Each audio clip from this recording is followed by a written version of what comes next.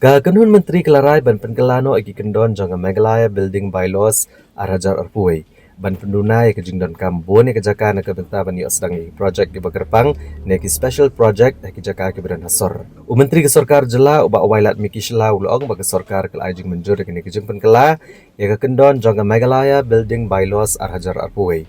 Hakabede ba ke kedan special project. Kebakentup iki kampen roy kum ke jing shnai ke hotel, hospital, ke shopping mall, ki multiplex ki jaka pulih ki ICT ki BPO center bagi jaka patba.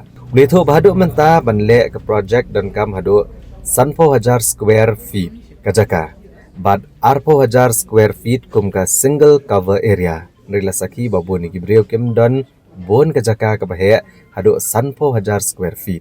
Kumta ada gini kejeng penkela la pendunai ke jaka naka sanpo hajar square feet syaka lai punyo hajar sanspa square feet. But a single cover area naka katsan hajar square feet hakaba kinla ban sedang yaki special project.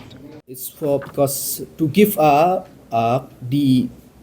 opportunity to the people who have land in the urban area, where in the past the amendment which says like this section A2.60 special project mean those project / building which with large scale activities such as hotels, public institution, healthcare, shopping malls, multiplex, ICT, BPOs, educational institution having a minimum plot of area of 50,000 square feet and minimum single cover area of 20,000 square feet. So this will come under the special project. But with this amendment, because we have seen that many of our people here, they won't be having such big land of 50,000 square feet.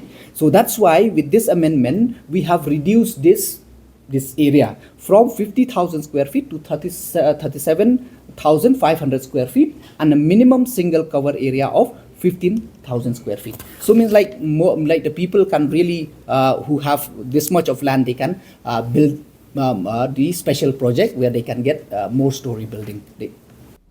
Gagawin Menteri Kejela Meghalaya haka santarik ujemang arhajar arpuhun rio. Kalasya Meghalaya baka chocolate masir ne kablatip kum ka khasau. Kandai no ka state fish ne ka dokha na Kejela lajong. Uba wailat miki shla ulong baka kedun menteri kala ajing menjur ya kejing terwa baka khasau ne ka chocolate masir bahkan dai ka state fish jong Kejela. Bat ka Meghalaya ka dai ka wai ne pedang ki katu ni Kejela ka bam shimla dan satya ya ka state fish. Ulong baka jing ito ka khasau kum ka state fish kalong ka senjam ha ka bai dai bat ka jing pendek pensa bat ban kentiu ka ne ka dokha ka badan tenrai ka lang kiwa ki badan ha ka ne Kejela.